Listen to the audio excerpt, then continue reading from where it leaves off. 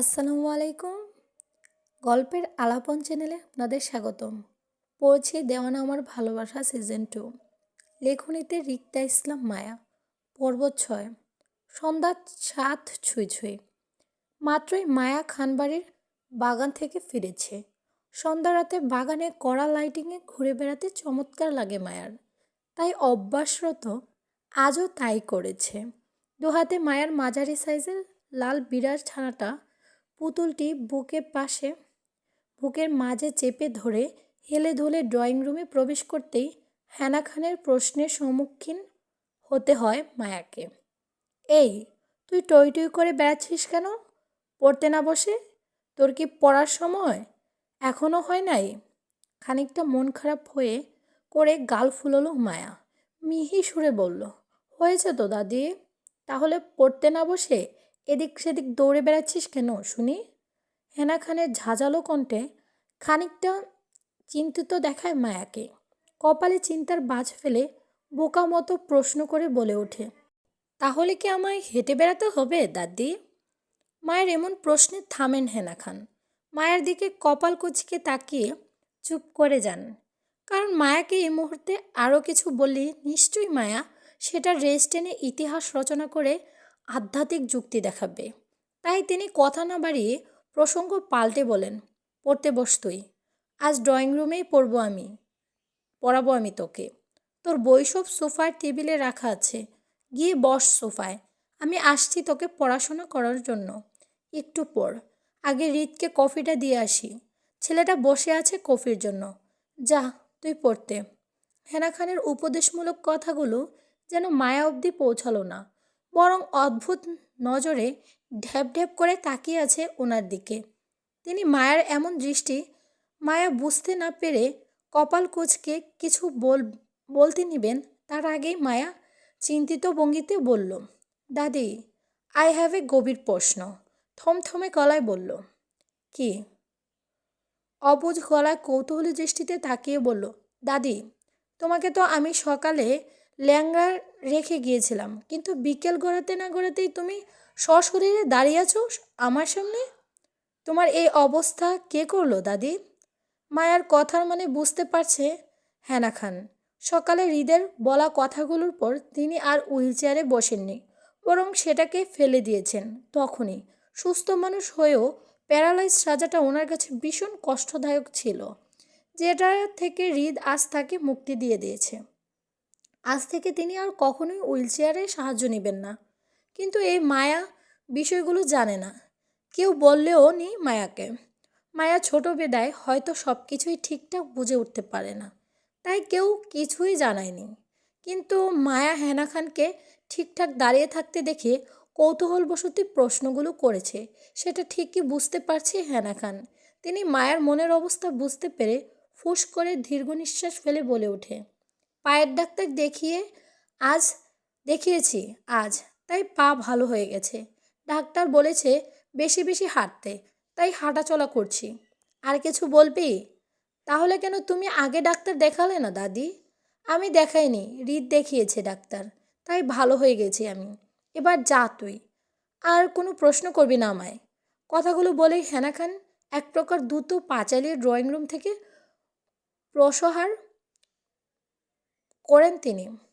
মায়াকে কোনোরূপ কিছু বলার সুযোগ দেননি তিনি, কারণ ওনার নিজের কাছেও মায়ের প্রশ্নের উত্তর ছিল না।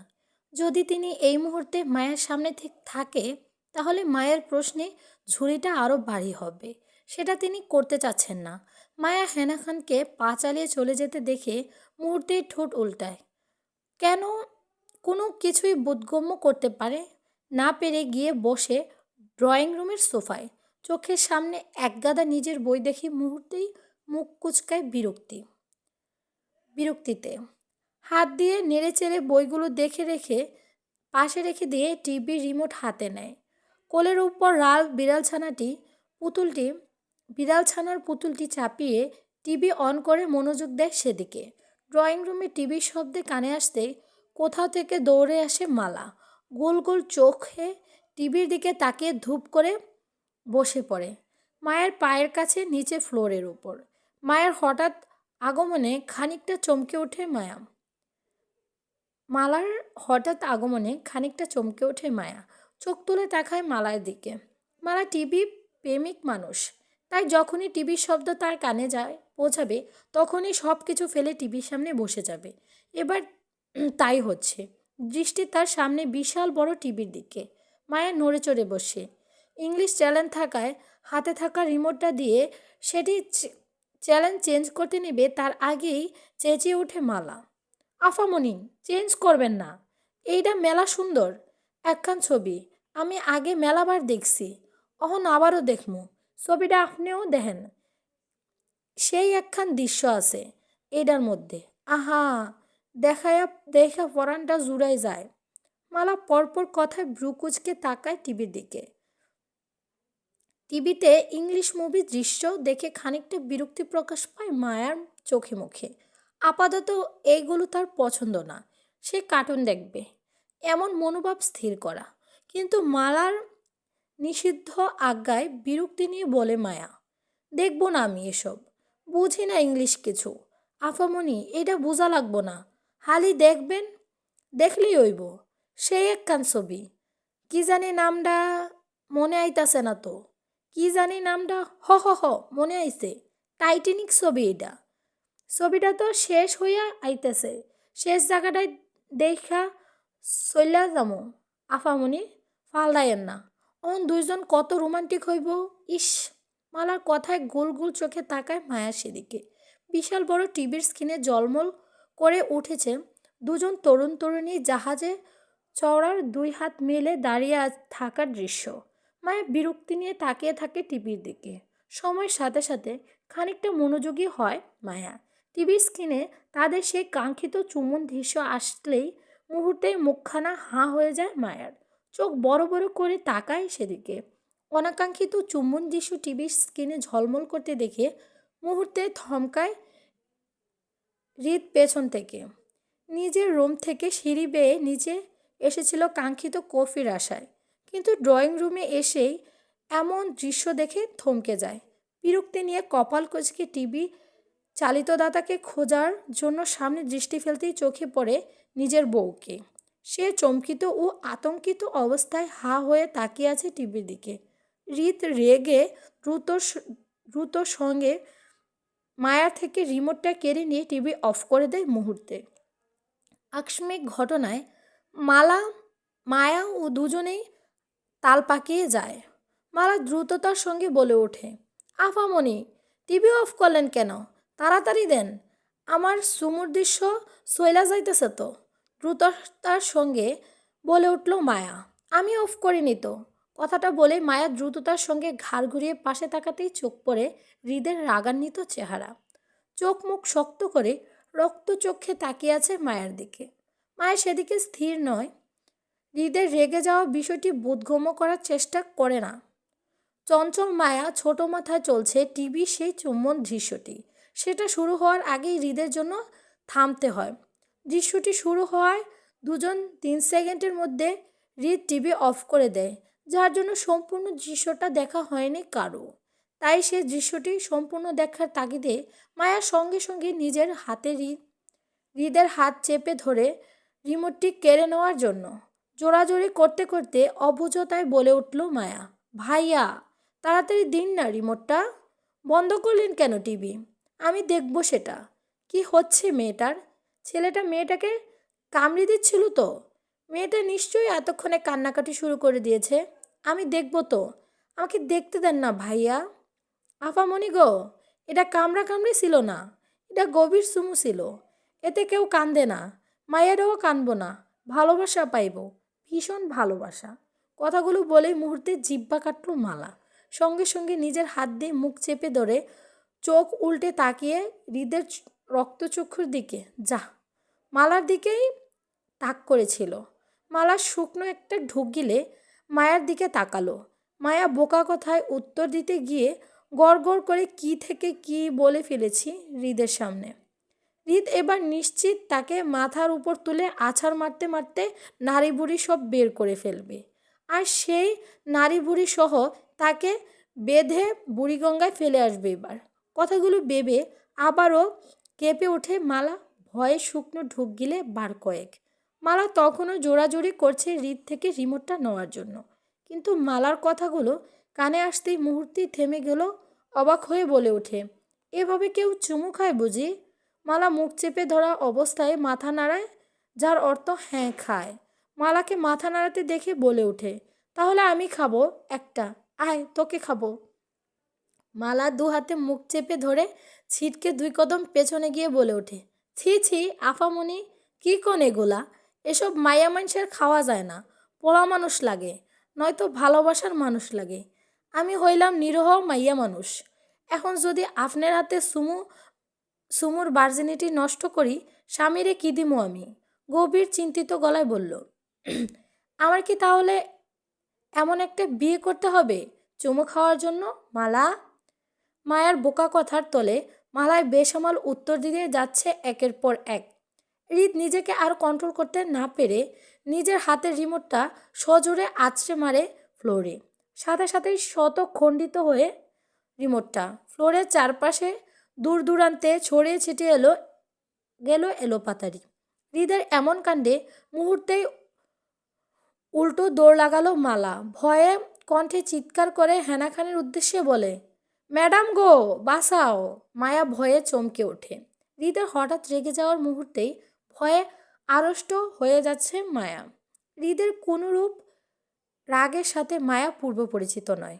প্রচণ্ড ভয় নিয়ে চোখ তুলে তাকায় হৃদের দিকে ভয়াত্ম দৃষ্টিতে। হৃদ চোখ মুখ শক্ত করে রক্তচক্ষু তাকিয়ে আছে মায়ার দিকে। হৃদের চোখে নিজের চোখ পড়তেই ভয়ে চোখ নামিয়ে নেয় মায়া। ভয়ে সিটিয়ে গিয়ে মাথা নিচু করে দাঁড়িয়ে পড়ে হৃদের সামনে। হৃদ মায়াকে ভয় পেতে দেখে নিজের হাত দুটো মুষ্টিবদ্ধ করে নেয় সাথে সাথে। চোখ বন্ধ করে বুক ফুলিয়ে নিঃশ্বাস নেওয়ার মধ্যে দিয়েই কিচেন রুমে থেকে দৌড়ে আসে হেনা খান মালার চিৎকারে। চোখের সামনে হৃদ আর মায়াকে কাছাকাছি দাঁড়িয়ে থাকতে দেখে দৌড়ে যান তিনি মায়ার পাশে। দুহাতে মায়াকে জড়িয়ে ধরে বুকে টেনে তাকায় হৃদের দিকে ভয়াত্ম দৃষ্টিতে। হৃদের রাগান্বিত ফেস দেখে বুঝতে পারে হৃদ কোনো কিছু নিয়ে ভীষণ রেগে আছে, আর সেটা অনায়াসে মায়াকে নিয়ে হবে, সেটা বোঝার বিন্দুমাত্র বেগত হয়নি ওনার। তাই ভয়ে আড়ষ্ট হয়ে আরও খানিকটা শক্ত করে জড়িয়ে নেন মায়াকে। তিনি হৃদের রাগ সম্পর্কে অবগত, কিন্তু ছোট মায়া নয়, হৃদ সম্পর্কে কোনো ধারণা নেই মায়ার। তাই এই মুহূর্তে মায়াকে হৃদের রাগ থেকে দূরে রাখার প্রচেষ্টা তিনি। ভয়ে স্ক্রি বেজা কণ্ঠে বলে উঠল হেনা খান, কি হয়েছে হৃদ? মায়া কি বেয়াদবি করেছে তোর সাথে? দম নিয়ে কিছুটা সময় নিয়ে নিজের রাগ নিবারণের চেষ্টা চালায়। নিজের মনে মনে আওড়াতে থাকে, control yourself, see she is not mature girl, just a fit, just a kid. চোখ খোলার তাকায় হৃদ। শান্ত চোখে নিজের দাদির বুকে মায়াকে লেপ্টে থাকতে দেখে অতিশয় শান্ত বাণীতে বলে ওঠে, আজ থেকে খানবাড়ির সব সোশ্যাল মিডিয়া বন্ধ দাদি। টিভি, ফোন, ইন্টারনেট জাতীয় সব কিছু বন্ধ। শুধু দাদাভাইয়ের হাতে একটা ফোন থাকবে, অন্য কারো হাতে নয়। বাড়িতে শুধু ল্যান্ডলাইন থাকবে ফোন করার জন্য, অন্য কিছু না। এমনকি তোমার হাতের ফোনটাও থাকবে না। তোমার কারো সাথে ভিডিও কলে যোগাযোগ করার প্রয়োজন হলে বাইরে বডিগার্ড থেকে ফোন চেয়ে নেবে অল্প কিছু সময়ের জন্য। আমি এক্সট্রা ফোন তাদের হাতে দিয়ে রাখবো আমার সাথে যোগাযোগ করার জন্য। তারপরেও আজকের পর থেকে খানবাড়ির সার্ভেন্ট হোক, শেফ হোক, দারোয়ান হোক, কাজের লোক হোক, ঘরের বাইরে প্রত্যেকটা মানুষ কেউ খানবাড়ির ভেতরে ফোন ইউজ করতে পারবে না, একমাত্র বডিগার্ড ছাড়া। বাকিরা সবাই খানবাড়ির গেটের পেরিয়ে যথারীতি ফোন ইউজ করতে পারে। তুমি সহ কেউ কারো রূপ সোশ্যাল মিডিয়ার সাথে জড়িত থাকতে পারবে না। আমি সব রকম সোশ্যাল যোগাযোগ বিচ্ছিন্ন করে যাব দেশ দেশ থেকে। আমার কথার অবাধ্য লোক কখনোই খানবাড়ির ত্রিসীমানায় থাকবে না দাদি। হৃদের শান্ত কণ্ঠে হুমকি বার্তাগুলো শুনে কেঁপে ওঠে হেনা খান। হৃদ কথা শান্ত ভঙ্গিতে বলে ওঠে, প্রতিটা কথায় ছিল এক একটা হুমকি বার্তা। হেনা চমকায়। হৃদের হঠাৎ এমন কথার মানে তিনি বুঝতে পারছেন না। হঠাৎ করে এত কঠোর সব নিয়ম কার জন্য বাঁধতে চায় হৃদ? সেটা বোধগম্য হলো না ওনার। তিনি খানিকটা উত্তেজনায় বলে উঠল, কিন্তু কেন হৃদ? নিজের দাদির কথার উত্তর না দিয়ে নিষ্পূর্ণ চোখে আরও একবার মায়াকে দেখে নেয়। খানবাড়ি থেকে সোজা বের হতে হতে হেনা খানের উদ্দেশ্য করে বলল, আমি বলেছি তাই।